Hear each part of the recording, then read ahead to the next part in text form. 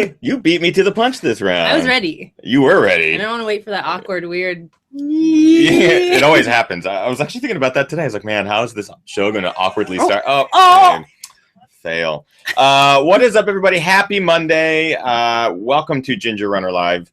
As always, we're very happy that it's Monday because this is one of our favorite days of the week. So thank you very much for joining us if you are taking some time out tonight to watch live. Fantastic. We have an awesome guest tonight. Yep. It's been a long time since we've had him on the show. He is not only a badass, incredibly talented, fast ultra runner. He is one of the kindest, nicest athletes that we've ever met in the Los Angeles area. It's so awesome to have him so local because he is such a good guy and a good friend and very supportive. You might remember his face, not necessarily from Ginger Runner Live, but also from the 100-miler video that I made last year. That's right. He makes an appearance in it because he recorded himself wishing me luck during my 100-miler, which you showed me during the race.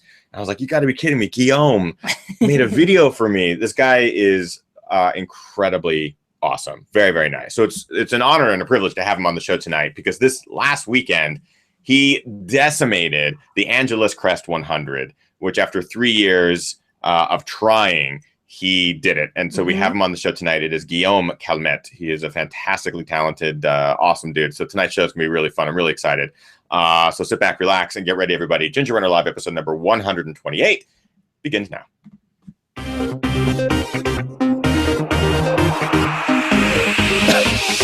Ginger Runner.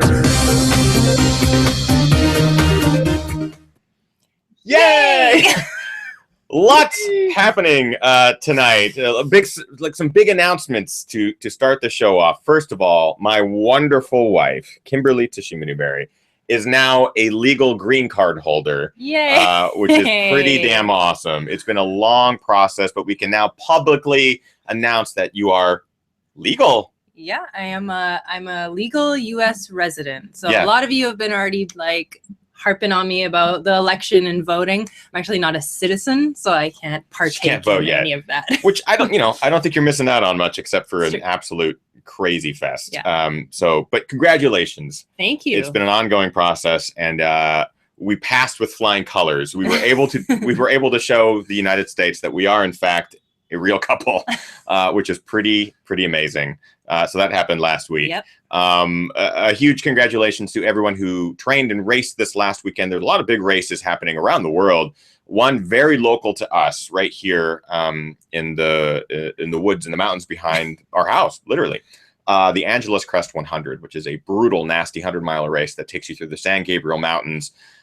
I believe it's 20,000+ feet of gain over crazy technical terrain, usually always notoriously hot and at altitude for pretty much all of it.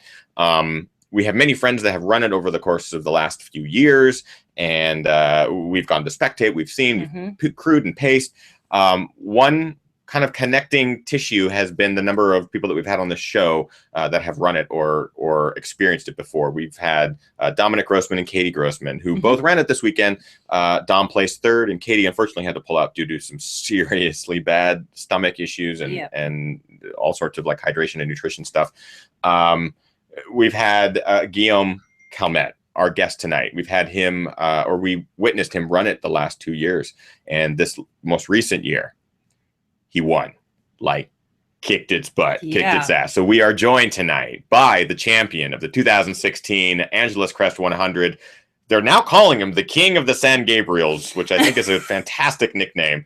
I don't know what that would be in French because he is French, and he, I'm sure, can help us figure out what King of the San Gabriels is in French. But here he is, Guillaume Calmettes. Yay! What's up, guys? How are you, my friend? I'm good. Thank you. Yeah. So to answer your question, King of the San Gabriel Mountains is Roi de San Gabriel, but I think it sounds better in English. Yeah. Roi de San. Oh man, I'm terrible at French. I'm great at Spanish, but terrible at French. Roi de San Gabriel. Terrible. Sounds King of the San Gabriels. I think we'll stick with that one. Man, it is awesome to have you on the show, Guy, because you. It's been a long time since we had you on the show before, and I think the last time we had you on was right after AC 2014. Yes, 2014. First time I was running AC 2 years ago. And first of all, tell us a little bit about your ultra running start. What got you into the sport? What got you into running 100-milers? Okay, so I moved to the US 5 years ago, 5.5 years ago.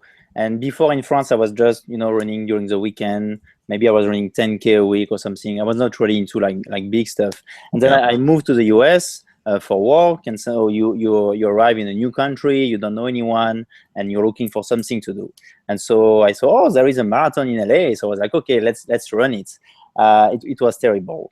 Didn't go very well. I started too fast as usual, and I crashed. But I was pretty hooked by running in general. So I started to go on internet, check blogs. I find a lot of blogs from local guys, and I was like, oh, let's see if I can run with those guys. And I met a lot of people here. We have a running group called the Coyotes.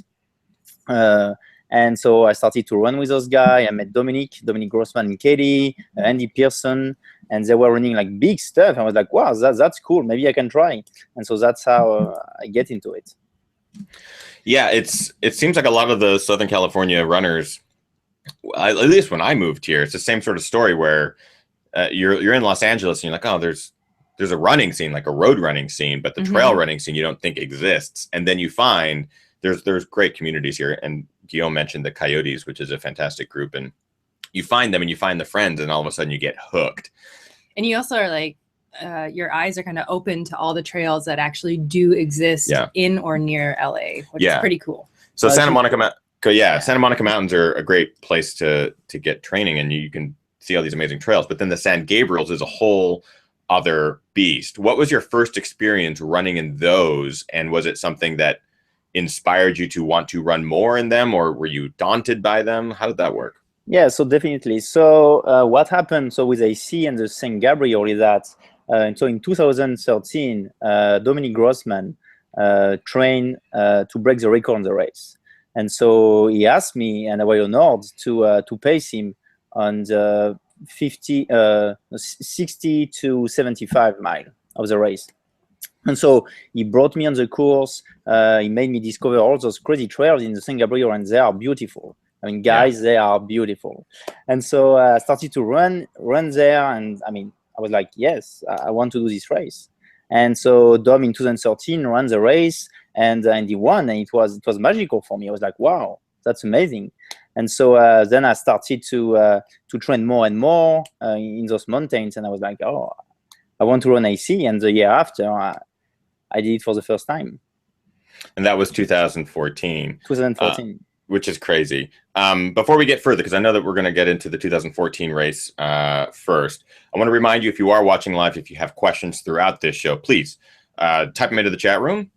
I am there, and you guys are already chatting up a storm, which is great. Yeah, so if you have questions, Kim will relay them to Guillaume, and we'll be able to answer your questions here live on the air. I also want to point out that in honor of Guillaume's fantastic win this last weekend, both Kim and I are enjoying something very special. It is a red wine, Domont Guillaume. I don't know what the Guillaume Gross is, but it is delicious. Yeah, gross means fat, but that's fine. We're drinking some fat Guillaume, and it's delicious. Really good. It is very good. Okay, so 2014, Guillaume, you are signed up. You're ready to toe the line of your first 100, I believe. It was actually the second one. So end of 2013. So I ran Chimera, which was my first 100 mile, and it went pretty well. I placed second behind another Frenchman, Fabrice Ardel. And so 2014, I was fired up. Started to train very early in the year. And I actually, had a decent beginning of the year. I won Gorge for the first time. So I was like, oh, that's great. Let's do this. And I went to AC, and the race started okay. I was super excited. So as usual, I started super fast. and my whole family came. And if you remember, they came on the show. So they came, they pumped me up. I was like, "Ooh, that's a party here," and I blew up. After my 70. Your quads. I remember you saying something about your quads. Yeah, so the quad started to hurt after my 70, and so I was leading the race at 60. I was with Dom in the lead at my 60s. Then we got passed by Ruperto, and then you have a climb up to Chantry, where we basically were 15 to 20 minutes apart. I mean, it was a very close race, and so you have then a big climb when I caught up Dom again, and then on the descent I wanted to push, but my quad started to be destroyed, and I had to walk the last 11 miles, and it took me, I think, 4 hours for 11 miles. Yeah, because she's long. It's a long time to spend out in those mountains at that time of day after being 89 miles or something like that. I remember that day. It was at the finish line, and you just hear, because you were leapfrogging back and forth with the lead all day. And I remember Guillaume has a very fantastic, like, structured training. If you look at his Strava, you'll see the lines are like perfectly drawn in muscle or not muscle, but mileage gain over the course of a build. And then there's a perfect taper. It's like looking at a science graph. It's perfect. And I remember you were like perfectly trained and everything was great for this race, but hearing over the ham radios that your quads had blown or you had torn a quad and you were walking everything the last 11 miles was heartbreaking because you had worked so hard for this. Did that fire you up? You mean for this year? Or for even the next year? Yeah, so, I mean, even if it was heartbreaking, it was until yesterday, until 2 days ago, one of the best race experience of my life, because I had the pleasure to run with friends and we were leapfrogging. I mean, it's like in a movie, you know, except there is no happy ending in this one, but that's fine. And yeah, so then for the next year, I decided to make some changes. And so I figured out that maybe because Angeles Crest, so if you guys don't know, I mean, you have a lot of downhill. It's a bit like Western State profile, where you climb up and then you go down for the rest of the race, except that you have some big peaks in between and 2 big peaks at the end. So running downhill pretty hard is very important. I mean, pretty fast is very important downhill. And I think that in 2014, I was not ready for that. I had done a lot of climbing, but I was not really working on my downhill. And I changed that this year. But in 2015, so last year, I worked on that, but it didn't go as well because I got sick 2 weeks before the race. And I was actually feeling great beginning of the race, and then I started to pee blood, so I had to call it a day at my 60. Yeah, so Guillaume, after 2014, having a great day until the last 11 miles with blown quads, spent the next year training for AC again.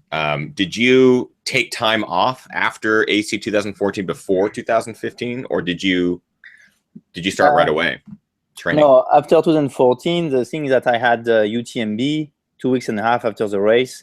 So so I went in France, ran my first UTMB, and it went okay, I guess, except the end was also very painful and my quad started to hurt too. Right. So after UTMB, I kind of did a break, and I started back 2015. What did I do? I think I ran my first race was in Big Bear in April. I think it was Holcomb, 50K. So I took some time off. Yeah, and building up for 2015, you just mentioned it, and people in the chat room are already like, did he just say he peed blood? So you were sick leading into the 2015 race, but you started. What was that race like, and compared to 2014? Was it a pain fest from the very beginning, or did it gradually get worse, or how did that play out for you? No, from the beginning, I mean, it was easy. I mean, I was actually very happy, and I made a video about last year's race, and I could give you the link. And I mean, at the beginning, everything is fine. I'm running with friend. I'm running with Eric Schulte, and you have Jorge too, which is a local legend and hero here. And so we are having fun. And after my 40, my kidneys start to hurt, but at the beginning I don't really pay attention to that, and I start to pee brown. Then it turns to red, and so I mean I freaked out. I didn't know what to do. That was the first time it happened to me, and I mean we all have read like AGW stories about how he got to the hospital after that. So I was like, okay, I don't want to do anything wrong, because that was the first time for me that happened. So I started to walk. I went to one station just before my 50, and they told me, yeah, drink, and go to Chilao, where you have a medical staff. So I walk up to Chilao, which is basically 3 miles, and there I started to describe how I was feeling some pain in the back, and how I was being red, basically. And they told me, okay, stay there, try to eat some food and drink. So they kept me there for like 20 minutes, and then I was like, okay, can I go? And they're like, I mean, if you want, but if you still have the symptom, we advise you to just stop. And so I started to run with my pacer, Christophe Balestra, and so when they gave me like the green light, they were like, yeah, you can go now. I was like, okay, let's go. We are not that far from the lead again. I started running. I guess I shouldn't have done that. And half a mile later, I was already peeing wine. So we basically, it was again a dead march until my 60, where I call it a day. Oh, yeah, the Guillaume Gross. That's actually what you have right now. Oh no, that's within the bottle. Oh god, 2015 vintage. It's terrible. Yeah, I can imagine that probably sent a bit of panic through you. I think it was the smartest decision, what you ended up doing. So you got to mile 60, and did your crew persuade you to pull the plug? Were you amped to keep, or not necessarily amped, but did you want to keep going, or was it did you decide to pull? I mean, of course, I wanted to continue. I mean, it's never easy to say, I mean, to work so hard for a race and then decide to just drop out. But as you said, I think it was one of the smartest decisions I have done. And I mean, also because it was unknown for me, it was the first time. I mean, I prefer not to take any risk and call it a day. But I mean, honestly, we've been talking about this a lot on recent episodes of Ginger Runner Live, about how you assess risk versus reward, and in this case, you could have pushed through something detrimental to your health for what? To get a finish again? Yeah. Great, but it wasn't the finish you originally wanted, and it wasn't what you trained for. And I mean, that was 2015, so I can imagine at the time it was really difficult. How long did it take for you to kind of get over that, or were you back to training as soon as you could? I mean, it took me actually a day to take over that, because the day after the race, I got the good news that I got into hurt. So I was like excited again. I was excited again, and I was like, okay, let's forget that and move on. So, and we actually have Guillaume in some video. If you, I was at Hurt this year, and that was the first time I saw Guillaume race since AC last year. And you can go back and watch the Hurt video. It's on this channel. And I remember seeing him every aid station, which is there's 3 aid stations, but you see him very frequently. Yeah. Guillaume was smiling and cheering the entire time. I think there was one time you said this, "I am having so much fun," and that just became our quote of the day, because all day, even if you were in pain or hurting or whatever, I think you were enjoying that experience at Hurt 100. Yeah, I mean, you're in Hawaii. What do you expect? Yeah. Right. So from last year, from 2014, which you didn't have the finish you wanted, you got the finish, but you had people in the chat room also were talking about the blown quads. Was it like your quads just were worn out that day, or was there an actual physical injury that took recovery time? I think that just the pounding over the course of the 15 previous hours. I mean, at the end, I could not really bend my legs. And I mean, so at the end of the race, you have a section which is basically maybe a 3% downhill grade. And that was scaring me. I mean, I was looking at the descent. I was like, I'm not sure I can bend my legs. And I'm not sure I can go on that. So yeah, I mean, it was not like no injury. It was just like quad. They didn't want to cooperate anymore. Yeah, just took a little bit of time to recoup from that. So 2014, not the race you expected. 2015, you didn't get to finish the race due to serious kidney issues and stuff like that. 2016, you know that you're in the race. Did you alter your training? Did you do anything different leading into the race? Yeah, there's a question in the chat room from Raul. He says, what was the biggest thing you learned after dropping from last year's race that may have helped you for this year? So I think that kind of ties into what you're talking about right now. So I'm not sure from last year I learned anything, because I think last year I was in great shape too.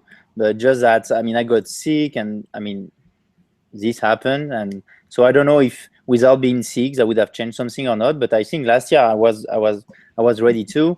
I think from the 2014, so the first year, what I learned is that you want to start AC slower, and you want to keep enough energy and momentum for the last 40 miles. And I think I applied this plan in pretty good way this year. So as we say in French, it was nickel, which basically means pretty good plus plus. pretty good plus plus. I like that. This course, to kind of describe AC, and Guillaume, please jump in, because I know that you know every foot of this course like the back of your foot. I'm so proud of myself for that one. I'm going to take a second, because that was really funny in my head as it came out. Anyways, this course is really tough. The first 5 miles, you're climbing straight up. I mean, the start line has 100 feet of flat before you actually you start climbing. Yes. Was it a different feeling for you this year compared to the 2 years previous, climbing up Acorn for the first time, which is the first climb? Did you have any anticipation of how this would unfold? Were you trying to keep up with anybody? Was it a let's just relax sort of vibe? How did that first 5 to 10 miles go for you? So yeah, so at the start of AC, you have this climb up Acorn Trail, which is a 15% trail for 3 miles. And I was really happy this year, because for the first time in all the AC I've run, I was not in the lead at that point. So it was like, okay, maybe I'm doing something good. I mean, I was not far. So Jerry Garcia, who was a rookie of this race, and he reminded me in 2014, meaning that he was very excited. So we were all expecting him to go in front, and that's what he did. So I was running, casual with Dom, with my buddy Dominic Grossman, and we were chatting, and I mean, it was nice. And you have this beautiful sunset each time you go up this climb, because the start is at 5 a.m. and so you have this sunset and you see the ridge. I mean, it's beautiful. So I was taking it pretty easy, and I mean, relatively easy. And then up to the ridge and up to the first aid station, I mean, we were going, I mean, I was right on target, meaning I didn't want to go fast. I didn't want to be in the lead. I just wanted to be relaxed, and that's what I did. Yeah, Pauline, your crew captain, and there was a good question in the chat room here about your. I think it might have also been from Raul. What was the question? Yeah. Raul also asked, "Where's your festive family?" Your festive family and Pauline are fantastic, and I remember seeing them, and they said that you were on. You gave them a list of splits that included to the minute when you would show up to aid stations, and you were on it to the minute. That's impressive. Yeah. I mean, if I was in advance, I was hiding behind trees and waiting for the right time to show up. So taking little breaks. Yeah, I mean, the thing that with all the guys, the local guys, we have run this race. I mean, the course so many times, we pretty much know what time, I mean, we can run the thing and what we can expect. So it was pretty easy to give them a detailed timesheet. And so, I mean, my crew is amazing. I mean, again, my family showed up for the race. So they are coming from France because they are not living in the States. And Pauline, my girlfriend, she's living with me. She's amazing. She's the crew chief. And so it's a pretty big responsibility when you have to take care of me because I'm a wild child.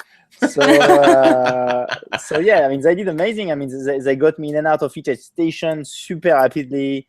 It was awesome. It was a magical day. I have to commend your crew and family as well. They are notoriously the loud, energetic. They get you pumped. One of the best crews I think we've seen at pretty much any ultra. That included at Hurt too. Yeah, like it was awesome. That's what I was gonna say too. I think Guillaume's crew is by far one of my very favorite crews to be around at races. Even though they barely speak English. I know Pauline speaks great English, but a lot of your family, I think they speak very little, right? They always say hi to us. Yeah, they say hi. They recognize us. No, of course. I mean, they're amazing because they brought some cowbells, you know, and that's what we do in France. And I mean, they posted some, if you look on Pauline Instagram, I mean, there is this video where they're in the car, they're like partying and everything. Yeah, they're awesome. There is a video on Pauline's Instagram where they are driving down. They're driving down the mountain from Chantry Flats, which is mile, help me, 75? 74. 74. 74. And we were driving down the car in front of them, but we didn't know it at the time. As Kim and I are driving down to go to the finish line, we're looking behind us going, that van is riding our ass, and they are driving crazy. They're bombing down this mountain. Who the hell is that? And then Pauline, the day later, posts that video, and at the very end of the video, you can see my car. It's like, it was the French team. Of course it was. Of course they were having the time of their lives after Guillaume left Chantry. It was awesome. It was hilarious. It was great for us. We have tons of questions in the chat room. Before we get to the finish of this race and talking more about what it was like with the competition and how you guys leapfrogged and stuff like that, Kim, what do we got from the live audience? There's actually a great question in the chat room from Chris Jones, and something we haven't addressed yet. Guillaume, did you find this year's course change to be more difficult or easier than the 2014-2015 course? Yeah. So we haven't talked about I'll briefly mention, and Guillaume, you can also mention this, but the course this year is completely different because of certain sections of this course go into a national monument now, and because it's wilderness. It's a national monument in the wilderness, they weren't able to get the permit to access this section of trail, which is a bummer because it's such a gnarly section of trail, and you ended up having to run road. So the course is now a little bit faster, but also still hard because you're running on exposed road and hot. Like, it's terrible. So how did that? Yeah, great question from Chris. Yes, great question. I mean, there have been some changes of the course this year, and I mean, the race organization is working on trying to get back the original course, of course. But so what happened is that now they had to remove one of the prettiest climb of the course, which is Mont Williamson. We just lost you. There he is. Okay. Yeah, I'm back. Yeah, you're good. You're back. You're good. And so they had to add 8 miles of road basically. And the thing is that now you have another climb which is up to Mont Pacifico, and which is later in the race. So it's later, so it's hotter during the day, and it's very, very exposed too. So you have more running during the race, plus you stay longer in an area near Chilao where it's very, very hot. So it's kind of a different race, mid-race. Of course, only a few miles of the race changes. We're talking about maybe there is a 20-mile change or something. So most of the race is still the same, but you have those 20 miles a bit different. And I think they changed the race a little bit because you can run more. So if you go too fast on that, you can blow up too, I think. And maybe that's what happened to some of the guy on Saturday. So I guess, race management is a bit different. But because it was the first year, nobody knew what really to expect. So, I mean, we were like the guinea pig for that. But, I just kind of looking at the course profile, it's definitely changed. So no longer can you compare course records or anything like that because the course is considerably different in that sense. What I also wanted to talk about briefly is this isn't a race where a lot of these elites show up for a big prize purse, or you're not going to get the huge crowds and the top names of both men and females show up to win AC, which is weird because AC is still one of those old school, extremely difficult 100-milers. Yeah. But what you do get is a incredible group of local guys that are world-class athletes. And this is what's so interesting about AC is some of these guys that have been running it for 10 years plus and way back, like decades ago, are some of the best runners in the world, but they only run AC. So they don't get the chance to, like, they don't really need to. They don't desire to run any of these other big global races. They just want to run AC. So Guillaume, you're at the front of the pack with these guys. What, year after year, what is it like running with some of them? Yeah, so I mean, you're right in the fact that AC is a community race, meaning that all the people in SoCal, I mean, it's like the Super Bowl of SoCal, of South California. And we actually tried to get some guys, some elites to come and run the race. The problem was that the registration process, I mean, people want so much to run this race that it fills out in 5 minutes. I mean, it was sold out last year in 5 minutes. And if you don't know, the registration process started on Monday after the race. That's today. At noon, yeah. So is it already sold out? It is, right? So the thing is that this year there have been some changes, and maybe we will see more guys, more elite guys coming, because now it's a lottery. Right. So you actually have 24 hours to register to the race, and it's open right now if you wish to, Ethan. No. Kim and I were talking about it while we were out there on Saturday and going, man, why haven't we registered for this race? It really is beautiful. But it's also one of those races where if you're running 100 miles and you're going to suffer for a day, at least a day for some people, you definitely want to have that connection to the course. And I don't. There's sections of the course that I'm like, oh my God, this is the most beautiful trail I've ever run. But there are sections right there in the middle where it's hell. It is hell in some of those central miles of that course. I don't know. Maybe someday. I'm never going to say never, because I said the same thing about Hurt. So we'll see. Anyway, so you're running with these guys. We're talking Jorge Pacheco, Ruperto Romero, incredibly talented. Ruperto Romero finished his 10th, 51 years old. Yeah. And he placed, what was it, fifth? Fifth place, yes. Unbelievable. And Jorge Pacheco, the same thing. He could have won it. I mean, he's won in previous years. And how old is Jorge? 48. I think Jorge is 48. It's amazing. So for you running with these guys, are you afraid that they are going to win it that day, or are you trying to keep up with them because you know that they know this course better than anybody? Like, what's your strategy running with these guys? I mean, I was not afraid. I mean, those guys are my friends, right? So it was really cool because we were all together. So at the beginning, what happened is that Jerry Garcia, Dominic Grossman, myself, and then a bit behind Jorge and Ruperto, then Dominic Layfield, who came from Utah and placed second this year, plus Joel, which is a pretty fast marathoner and trained a lot on this course. We were basically, 10 minutes apart for the first third of the race. So it was pretty fun. I mean, we were arriving at the station, we were passing each other on the trail, we were chatting. I mean, it was really cool. So we were basically having fun, except of course it's a bit hurting, but you're running with friends, pretty cool. Right. And so, yes, you had a question.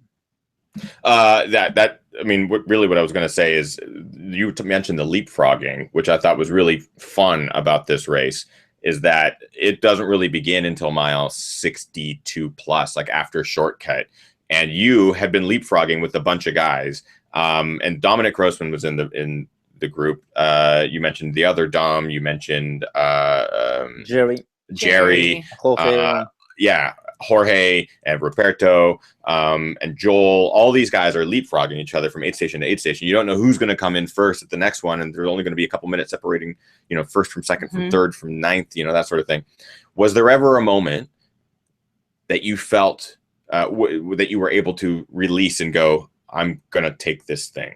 Was there ever a moment that you pushed and you didn't stop pushing until that finish line? Was there a moment that you were confident? So, it was pretty late during the race, that moment, because before, the strategy, I'm famous to start very fast and blew up. So I wanted to try something new. And actually this year I've been pretty inspired by what Jesse Haynes and Jeff Bruning are doing. They are starting really slow, conservative. And I witnessed this year Jeff Bruning at Western State. I was really impressed because I was pacing Thomas Blanchet, and when we saw the guy coming, I was like, wow, he still has some resources, right, to run hard at the end of the race. So I kind of wanted to apply that. And so I started to talk about that with some friends. And Christophe Balestrois, who paced me the years before, sent me this text. I don't know if you see. So it's basically someone walking, then he poops and start to run fast. And at the end, champagne and everything. And so it actually happened. So I told you I started relaxed, really relaxed, and I was starting easy. And then starting, when it's very hot during the day, you have trouble to eat. And your stomach is kind of upset, and I had to poop twice. And after that, I was kind of relieved. And my dad, who come from France, started to pace me from my 50 at Chilao, so it was pretty fun to run with him. And so at Chilao from my 52 to 59, and after 59, I was fired up. I was like, okay, let's go. And at that point, I was 17 minutes behind Dominic Layfield, and I just push and until the end. I think it's amazing because that's not actually the only story I've heard coming out of AC where the runner relieved themselves and then the turbojets turned on, which I think is really funny. I believe Jorge was another one of those examples, or Roberto, I forget which one. One of their crews mentioned that at one of the aid stations. It's really funny. So congratulations. It's great that worked for you. Was that ours? No, that must be near Guillaume. Oh, sorry. We have more questions from the live audience. Let's get to some of those before we get to Guillaume's incredible finish. Sure. Training for Ultra asks, how did Guillaume deal with sleep deprivation, or did you sleep well coming into the race? I sleep pretty well, and I have the tendency to be very excited, so I don't really have a problem with sleep deprivation. Actually, after the race, I was so fired up, I didn't sleep. So for 48 hours, I didn't sleep, and I feel fine. You could do really well at Barkley. You should consider something like that, where sleep deprivation is a part of it. Yeah. I also have to say that Guillaume was so fast that he finished before midnight, or no, just after 12:06 or something. Yeah, I failed. Just after. You failed, Guillaume. You totally failed. I thought it was actually one of my goals to finish before midnight, but. Well, now you know the new course, so. Yes, but I would like to do it on the original course if possible. Yeah. Is it? Have you? Okay. Have you thought? I was going to say next year. Have you thought about running the old course during the race? I'm like, that wouldn't work. You get disqualified. So ignore what I was going to ask. More questions from the chat room. Kim, what do we got? Sure. There's a question from Trinidad. What shoes did you run in, Guillaume? Yeah, this question's super popular, Guy. What gear were you rocking? So shoe-wise, because basically AC, so you have so those are single tracks, beautiful single tracks, and pretty technical sometimes. And in the middle of the race, you have this new road section, and you actually have 8 to 9 miles of road. So I switch from the Salomon Sense Pro V2 to the Sonic at mile 25 for the road section, and then I put back on the Sense Pro V2, the same pair, for the last 50 miles. And they were French colors, which I thought was fantastic. French color, yeah. Yeah. What else we got, Kim? What else do we have? Question from Kevin Chan in the chat room. Hey, Chan. Kevin. Will you run AC again next year? So next year I have other projects, and I want to go back to UTMB, and so I've done the double in 2014, AC UTMB, pretty bad idea. So, I want to focus on UTMB next year, but I'm excited to pace friends AC because I'm sure there will be a lot. Yeah, I think AC next year, that's what I'm most excited about, is being able to see this race fill up, actually have a full roster at the start line, which would be fantastic. I know for all the racers who have wanted to run this race too. I want to know, Guillaume, what it felt like those last 10 miles, knowing that you're in first place. You're still having to work your ass off because you are being chased, but what did it feel like to be in first, feeling stronger than previous years, and that you would potentially take the win? So I think for me, everything started at mile 59. So there is this shortcut at station. So it's my 59, and they tell me you're 17 minutes behind the lead. And you have this long descent. I actually was kind of scared by the descent because the descent is not my forte. And it's a pretty long descent, 6 miles. I didn't know how my legs were supposed to react, and they were pretty good.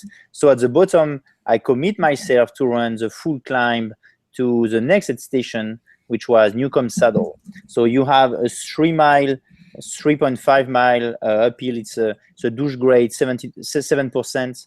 And so I ran the full stuff. And at the aid station, they told me, "Oh, you're 8 minutes behind the guy." I was like, "Whoa!" I mean, I overcame 9 minutes, so maybe I can do this thing. And we kept basically the same time, the same gap between us up to Chantry, so my 74. And at that point, I mean, I saw my crew; they were fired up, cowbell everywhere, party, ale, and I mean, all you can imagine. And actually, other friends came also, and they surprised me to say, I mean, to cheer me on. So I was like, "Oh, that's great."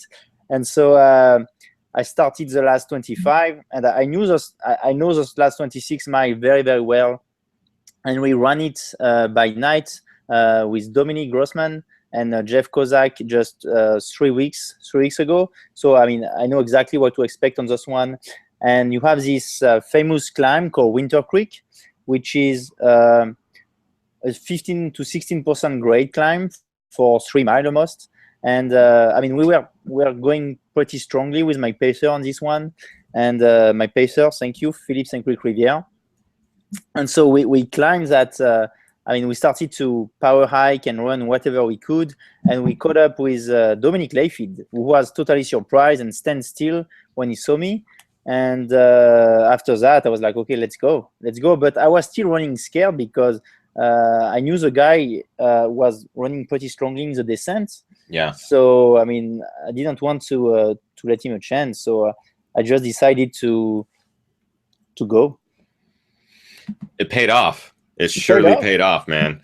A huge congratulations to Guillaume Calmettes for, after 3 years of working his ass off and not getting it to happen on race day, and training and racing and all this stuff leading up to 2016, for putting together a fantastic day. Guillaume, a round of applause for you, my friend. You are the champion. You are the king of the San Gabriels. I was trying to think of the French translation. I don't remember, and I would have mispronounced it anyways and done it no justice. But it was amazing to see you come in first place.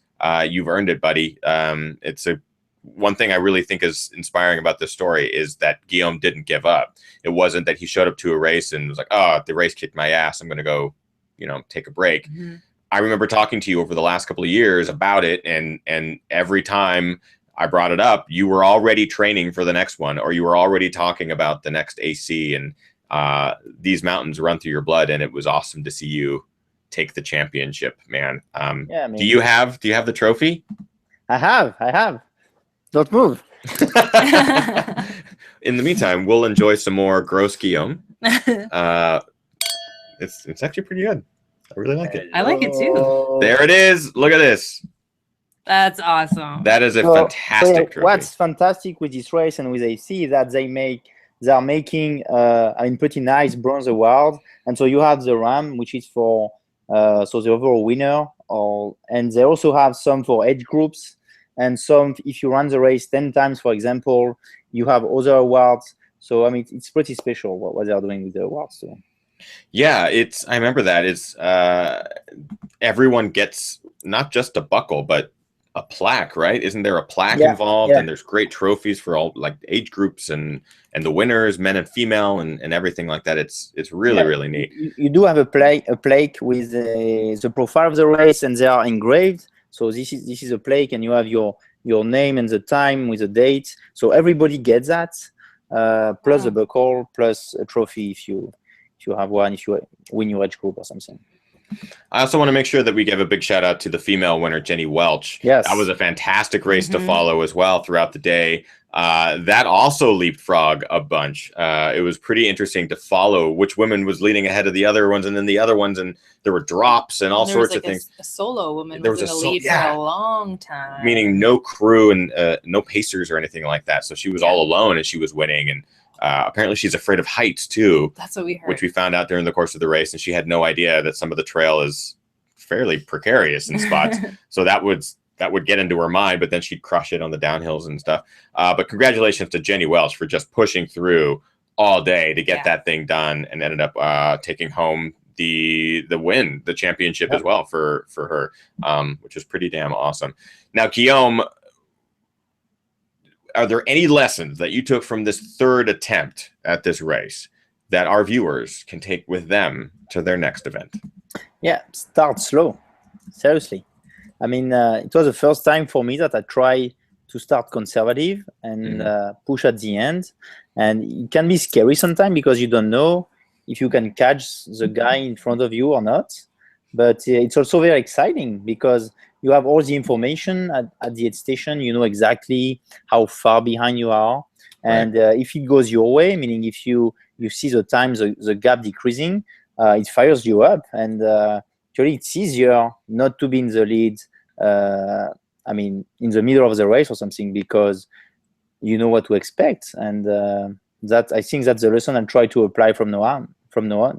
Start slower and try to push at the end, because it's very important to be kind of fresh for the last third of the race, I think. Totally agree. That's great advice. And Guillaume, honestly, man, I'm just so impressed and like inspired. Just your dedication to this race and to get it done this year. It's awesome. You have a fantastic work ethic, and people were talking about that in the chat room too. A lot of people know that you are an engineer, that you have a full-time job. And so major respect. I actually want to talk a little bit about that maybe in the post show with you, is just like how you manage to find that balance between work and play and competition. Because it's not just, hey, I'm an ultra runner. Right. It's, hey, I'm an ultra runner training to win. And I have a full-time job. So we can talk a bit about that in the post show. I also want to, because I don't know if we did this last time with you, but with all new guests of the show, we might as well do it again, because I think some of the questions have changed. I have a rapid fire list of questions that I'm going to throw at you, and you basically give me the first answer that comes to your mind. Guillaume, you let me know when you are ready, and we're going to rip through the quickie question quiz. I'm ready. Okay. What was your very first race? So I think it was a race with my dad. It must have been something like a 2 kilometers race when I was a child, because my dad was a runner. He was running 10Ks and everything. So it must have been like a kid-friendly 2 kilometers or something. What is your favorite running movie? Good question. I actually liked the Pre movie. I mean, you're not, yeah. I mean, when I came to the US, I didn't know who Pre was, and everybody was talking about Pre and his mustache. I was like, okay, let's watch it, and it's pretty good. Now they're going to be talking about Guillaume and his beard. Oh, yeah, I'm not quite there yet. But what is your favorite place to run currently? I think Mount Wilson Trail. It's pretty nice. But, I mean, any kind of trail is cool. I mean, even the Santa Monica Mountains, they are baby mountains, but you can find whatever you want as a playground. Baby mountains. That's cute. What is your bucket list race? Hey, I would say Barkley. Nice. What is a guilty pleasure TV show? Big Bang Theory. Nice. Favorite pre-race meal? Salmon with spinach. And your favorite post-race indulgence? M&Ms. I mean, M&Ms. You had a giant bag of them. Yeah, I had. Did you eat them all? The problem is that because it was very hot during the day, they actually were like a giant bowl of chocolate at the end. So gross. And I think we answered this before, but just remind people, what are your current running kicks, your go-to running shoes? Yeah, so my go-to running shoes are Salomon shoes. I especially like the Sense Pro V2. I mean, they can, on 400 miles, I mean, I ran Kodiak 100 with them. Keep them, didn't have any problem. Nutrition-wise, I'm using V-Fuel, and they actually work great for AC. And during the middle of the race, so when it was very, very hot, I didn't take anything solid. I was taking everything liquid on liquid form, so even gel or mixing with water. And yeah, PMR hat, and that's it. Nice. Again, my guest tonight is Guillaume Calmettes, a fantastic runner, just won the 2016 Angeles Crest 100. He's also an incredibly humble dude, one of the nicest runners in SoCal ever, all over. He's a good friend, and it is awesome to see him finally get what he trained so hard for, and that is the win at AC. So, Guillaume, again, a round of applause. Congratulations. And remind people where they can find you on social media so they can shout you out for themselves. So they can find me on Facebook, and I have a public profile, so they can just look my name and I will add them as friends. On Twitter is G Calmettes, so first letter of my first name, and Calmettes, Calmettes. Same thing on Instagram, and I'm on Snapchat, but I'm not using it yet. So that's pretty much it. Well, Instagram has the Snapchat version now anyways. Yeah. It's much better. Right. Enjoy it on Instagram. Avoid the 13-year-old Snapchat app. Before we get into the post show, we have lots of questions still from the live audience that we have not asked yet on the show. So we'll save all these for the post show here with Guillaume for a couple of minutes. But before we get to that, I didn't say this at the top of the show, but right now, Kim is finally sitting in her very own chair. It's actually a stool. So get Kim a stool. She's sitting on a nice stool, as am I. We just upgraded this set, which is great. We now are sitting in actual stools as opposed to on a cooler. And then upgraded it was to camping chairs with pillows, which were 6 inches off the ground. Now we are actually sitting in real chairs. And we have a desk for our wine and our laptops. This was all made possible by the supporters over on Patreon. If you would like to help keep this show alive and happen and help us actually get chairs after 2 years, we finally got chairs. If you would like to help keep it happening, please visit patreon.com/thegingerrunner. It's basically, it's like Kickstarter, but monthly, and for as little as $1 a month, you get some cool perks on the back end, including some behind the scenes stuff. And it highly encourage you to check it out if you have not already. If you are a member of the Patreon crew, thank you. Thank you, guys. We are literally sitting and touching the desk that you guys helped provide for this set, and it's great because it's now comfortable. Yes. And not crazy hot in here, and we don't have to sit on the carpet or on a cooler and break our cooler. So that's fantastic. Or on Gus, our dog. So consider that. And of course, you can follow us on social media and all those social networks. Kim, where they can find you. Facebook.com/milelonglegs. Twitter is milelong_legs, and Instagram is KimberlyDT. And of course, the Ginger Runner across social networks. On Instagram, it's actually at Ethan Newberry because the Ginger Runner was taken. Totally understandable. I took it. Yeah, Kim took it. But yeah, go follow and shout out on any of those networks as you need. Next Monday, big announcement. I'm not going to say anything about it now, but next Monday, there will be a great big announcement that will affect everyone who watches the show or participates in the channel or is a viewer of any of the videos. It's going to be a lot of fun. It'll be very cool. Next Monday is going to be the big announcement. It's going to involve a race of some sort. I was like, I don't know what you're talking about. Kim's smiling and nodding and going, what are you talking about? It? That's next Monday is going to be the big announcement, I think, which is very, very exciting. So tune in next Monday at 6 p.m. Pacific Standard Time for Ginger Runner Live, episode number 129. You will not want to miss that. In the meantime, stick around. We're going to ask a couple more questions of Guillaume before we let him go, because I'm sure he's starving. He hasn't, I don't know if he has a deficit of calories at this point or if the M&Ms counterbalance that. But I ate a lot. Don't worry. Okay. Great. So stick around, guys. We're going to ask a couple more questions of Guillaume and find out some more nitty-gritty details in the post show. Thank you very much for tuning in. We'll see you guys next week. Bye. Bye.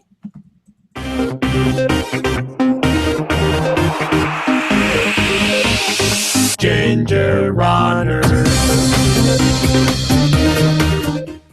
Yay! People are asking if I'm pregnant. That's like, is it a surprise that Ethan's pregnant? Yes, we're having another dog because I'm the one that gives birth to the dogs. Yes, a lot of people in the chat room are getting it correct. That is the announcement. People are like, "Oh, I've been waiting for this for so long." So have I. It's a bigger process than I anticipated, but it is something that I think will be worthwhile. It is a virtual race, guys. It is a race that will have certain criteria that anyone can participate, and there will be some cool swag, like really good quality Patagonia shirts and other cool stuff that we'll announce next Monday. It'll be really, really fun. And Guillaume, I already registered Guillaume. He's already in it. He's going to win everything. I know. I'm kind of like, oh, it'd be really great if Guillaume won because I got this cool trophy. I already put his name on it. I didn't. Guillaume, we have tons of questions still here from the live show. So Kim, go ahead. I have a question for Guillaume from myself. Did Pauline bake you anything? Pauline bakes the most amazing looking baked goods. So I was wondering if she baked you anything. So the problem is that she had made some macaron before the race. The problem is that it was so good we ate them all before the race. So my original plan was to eat some macaron at that station, but we didn't have any left and no time to do more. Unfortunately. Was she looking to do this as a real thing, like open a bakery or something like that? Did I read that correctly? She's just, everything she makes looks fantastic. Professional, yeah. Yeah, I mean, she's self-taught. On YouTube video, she goes on forums, internet and anything. For the moment, just a hobby. I mean, she just loves baking. So I mean, we'll see. Yeah, it'd be really, really cool. What else we got, babe? Question from Training for Ultra. Just wondering, typical nutrition. Are you fat adapted? Do you have any kind of special dietary restrictions? Do you eat aid station food along the way? So I don't have any specific diet. Just what I do is 1 week before the race, I stop taking caffeine, any kind of caffeine, coffee or anything. Just because maybe during the race when I will take a Coke or something, it's gonna have more effect. But nutrition-wise, I mean, no diet, nothing. And I'm lucky that my stomach is pretty strong, so I can eat whatever I want pretty much during a race. So sometimes if I see a salted potato and a station and say, oh, it sounds good, I mean, I take it and I eat it. But during races, mostly I rely on gels and powder or nutrition. That's awesome. Good question. Question from Charville. Guillaume, are you still a full-time scientist? Was it scientist or engineer? I'm not sure. If so, maybe it is scientist, actually. I said engineer. I think I might have been jumping the gun on that. But that brings to the question of work and life balance. Yeah, if so, how do you manage and balance work, training, family? So yes, so I'm working at UCLA. I'm a project scientist. And I'm pretty lucky in the sense that my boss is pretty supportive of what I do out of work, meaning running. So if I want to run a long run in the morning, I mean, he's okay that I show up late at work as long as I do whatever I have to do. So I kind of manage my work and my training like that. And you're able to focus on, like, do you have to give certain durations between races, or are you able to do as many races as you need or anything like that? Well, I mean, I could do theoretically, I think, as many races I need, just that, I mean, your body needs to recover, right? So yeah, you cannot do so many races during a calendar year. And he's cool with like traveling to other big races and stuff? Or do you have to plan that ahead quite a ways? Yeah, I mean, pretty much have to, I cannot decide, oh, tomorrow I'm going to go to, you know, somewhere. I mean, yeah, I kind of try to plan ahead, maybe 6 months in advance or something. Yeah, that makes sense. What else we got? We got one more, right? Question from Kimosabi75. Guillaume, what do you do with all your belt buckles? Do you hang them up? Do you put them on a belt and wear them around? Yeah, I actually wear them. So I made a custom belt from, I mean, a local company here, Bohemian California Leather. And so they are making use of belts where you can exchange the buckle. So I switch them around.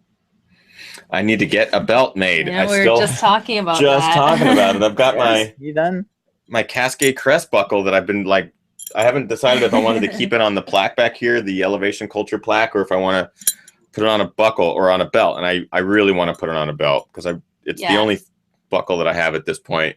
So I'd like to wear it as long as until I get another one. Yeah, you earned it. I mean, you have to show off. You have to show off.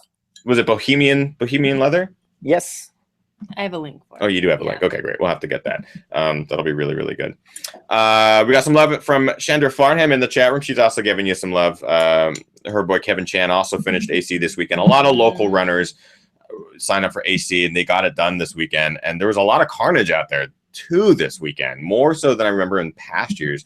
Just a lot of incredibly talented runners having to call it a day because it was just the conditions were really hot, and there were a lot of people having nutrition issues and all sorts of things out there. So yeah, and the thing that, as I said, because I changed the race and you can run more in the middle of the race, maybe people went too fast in those sections.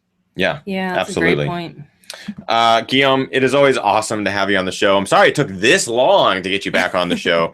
But again, an incredible congratulations to what was just a stellar performance and awesome to follow.